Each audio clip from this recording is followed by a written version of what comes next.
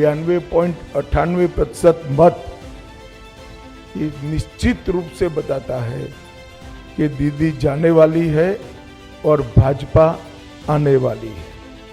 भय जाने वाला है और भरोसा आने वाला है। और मैं स्पष्ट रूप से आपको बताना चाहता हूं, 152 सीटों में से 110 से ज्यादा सीटें भारतीय जनता पार्टी जीतने जा रही है। कि दूसरे चुनाव चरण को मिलाकर हम प्रचंड बहुमत के साथ बंगाल में शुद्ध रूप से भारतीय जनता पार्टी की सरकार बनाने वाले हैं। मित्रों, आप सभी का भारतीय जनता पार्टी की प्रेस वार्ता में स्वागत है। कल बंगाल विधानसभा 2026 के चुनाव के प्रथम चरण में मतदान के सारे बंगाल के रिकॉर्ड तोड़ते हुए बंगाल की जनता ने अभूतपूर्व उत्साह और जोश के साथ बंगाल में परिवर्तन के लिए वोट डाला है। मतदान का जो प्रतिशत सामने आया है वो पूरे देश के लोकतंत्र में भरोसा करने वाले लोगों का उत्साह बढ़ाने वाला है।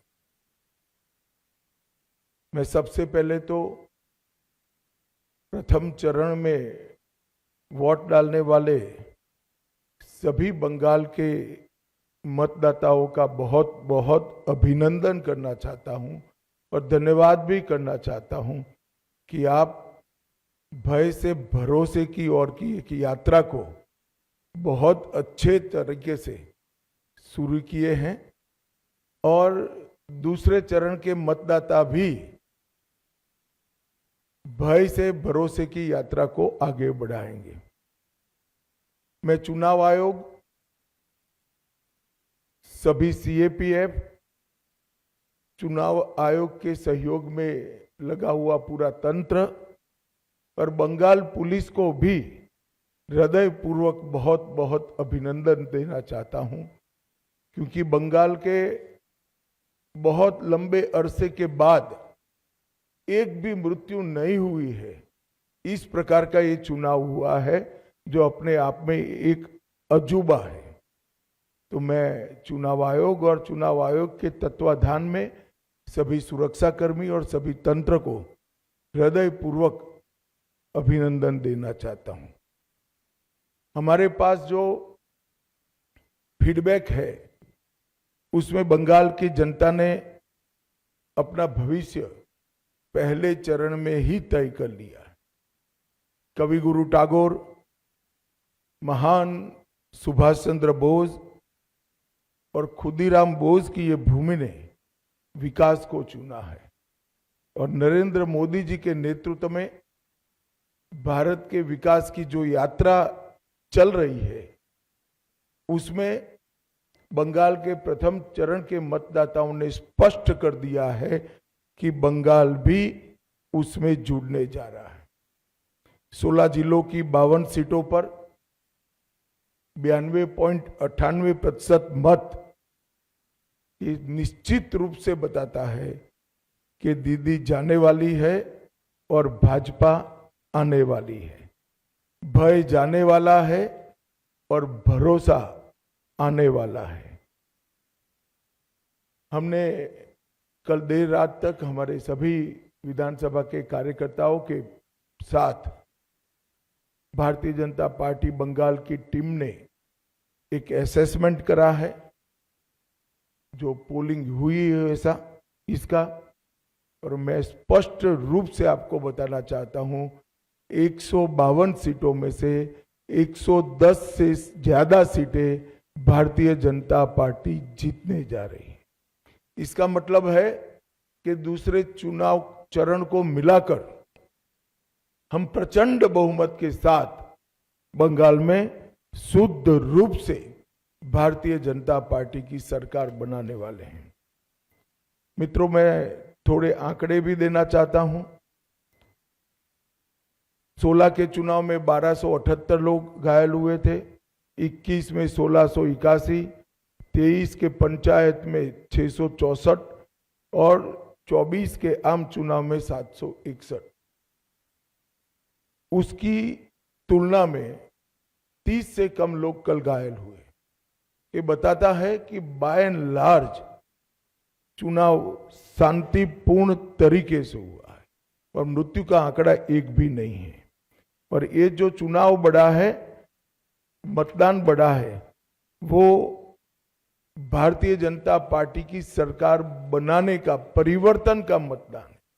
क्योंकि जिस तरह से प्रधानमंत्री जी और हमारे बाकी नेताओं की रैलियों को प्रतिसाद मिला है, रोड शो को प्रतिसाद मिला है, वो प्रतिसाद कल प्रथम चरण में बैलेट मशीन के अंदर बंद हो गया है।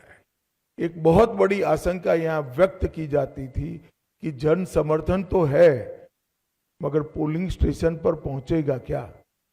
वो आशंका है आज समाप्त हो गई है और मुझे विश्वास है कि दूसरे चरण में और उत्साह के साथ मतदान होगा। अब दूसरे चरण की भी मतदाताओं की जिम्मेदारी है कि यही परिवर्तन के दौर को वो आगे बढ़ाएं। बहुत लंबे समय के बाद, जब कोई विपक्षी पार्टियां नहीं थी, हमारे देश की आजादी के बाद का वो दौर बात कर दीजिए, तो 5 तारीख के बाद अंग, बंग और कलिंग तीनों जगह भारतीय जनता पार्टी का शासन होगा, कमल का शासन होगा। और मैं मानता हूं ये निशानी हमारे पूर्वी भारत के लिए शुभांकर है। नरेंद्र मोदी जी ने 2014 में कहा था कि भारत की दोनों भुजाओं का, भारत माता की दोनों भुजाओं का सम विकास होना चाहिए। पश्चिम के क्षेत्रों में विकास काफी अच्छा हुआ है, कोई न कोई कारण पूर्व के क्षेत्र पिछड़े हुए हैं। पूरा नॉर्थ ईस्ट, बंगाल, बिहार, उड़ीसा, ये पूरा भारतीय जनता पार्टी का शासन आने के बाद ये जो शुरुआत मोदी जी ने करी है पूर्व के विकास की, पूर्वोदय की, इसकी भी गति तीव्रता के साथ बढ़ेगी। मित्रों, एक बंगाल की मुख्यमंत्री जी अफवाह फैला रही हैं कि बंगाल में अगर भाजपा का शासन आया तो बाहरी लोग शासन करेंगे। मैं दीदी को बताना चाहता हूं, दीदी बंगाल का अगला मुख्यमंत्री बंगाल में ही जन्म लेने वाला, बंगाली मीडियम में पढ़ा लिखा और बंगाली बोलने वाला होगा।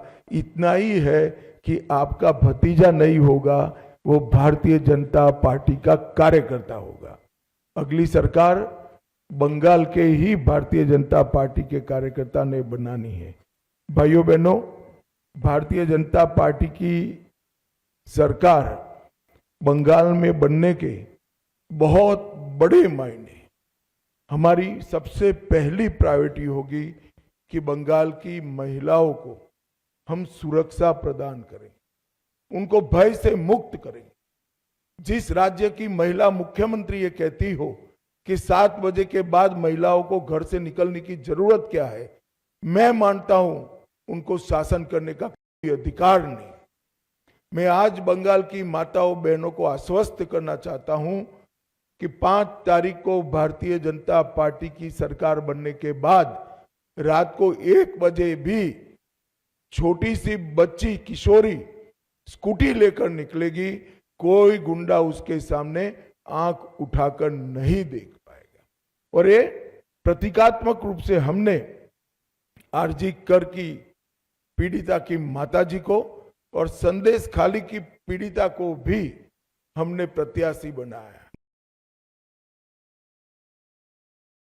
विक्टिम थी, वो असेंबली में बैठकर एक गुंडों के खिलाफ कठोर प्रशासन के नियम बनाने का काम करेगी। मुझे लगता है बहुत बड़ा परिवर्तन आने वाले दिनों में होने वाला है। और दीदी को महिला आरक्षण का विरोध करने का जवाब भी इस चुनाव में बंगाल की मातृशक्ति देगी, इसका मुझे पूरा विश्वास है। मित्रों, आज मैं बाकी सारे जो क्षेत्र बचे हैं उन लोगों को भी कहना चाहता हूं कि भारतीय जनता पार्टी की सरकार बनने के बाद व्यापारियों से कोई भतीजा टैक्स, भाईपो टैक्स नहीं लिया जाएगा। सिंडिकेट को हम समाप्त कर देंगे। जो प्रशासन का राजनीतिकरण हुआ है और राजनीति का क्रिमिनलाइजेशन हुआ है, वो एक प्रकार से नासूर बना हुआ है, उसको भी हम बंगाल की जनता को ये नासूर से मुक्त कराएंगे। बंगाल के अंदर आधुनिक खेती के लिए कोई संगठित प्रयास विगत 50 साल से नहीं हुआ है। मां गंगा की कृपा जो कांप को ढोकर लाती है और पानी की उपलब्धता है, इसी के आधार पर यहाँ का किसान खेती करता है। आने वाले दिनों में हमने तय किया है कि किसान की खुशहाली के लिए यहाँ के सारे परंपरागत क्रॉप है, इसके बड़े रिसर्च सेंटर हम यहाँ पर बनाएंगे। चाहे आलू हो, चाहे धान हो, चाहे बंगाल की मालदा की मसूर आम हो, पान हो, इस सभी के लिए इसकी खेती को वैज्ञानिक तरीके से हम आगे बढ़ाएंगे। और एक भ्रष्टाचार प्रस्तापित इंस्टीट्यूशनलाइज करने का काम ममता बनर्जी ने किया है। 32 से ज्यादा घोटालों के माध्यम से 10,000 करोड़ से ज्यादा रुपयों का भ्रष्टाचार बंगाल में हुआ है। 10,000 करोड़ के। हमारी सरकार भ्रष्टाचार मुक्त पारदर्शी शासन तो देगी ही देगी, मगर जिन्होंने भ्रष्टाचार किया है इनके खिलाफ एक श्वेत व्हाइट पेपर जारी कर सारे भ्रष्टाचार के आरोपों की सुप्रीम कोर्ट के रिटायर्ड जज से जांच कराकर भ्रष्टाचारियों को कड़ी से कड़ी सजा दिलाने का काम करेंगे, जिससे आने वाले अनेक सालों तक यहां पर कोई भ्रष्टाचार की करने की हिम्मत न कर पाए। मित्रों, हमने अपील की है कि आप परिवर्तन करिए। बंगाल के मतदाताओं को अपील की है। परिवर्तन का मतलब एमएलए बदलना नहीं है। परिवर्तन का मतलब सरकार चलाने वाली पार्टी बदलना नहीं है।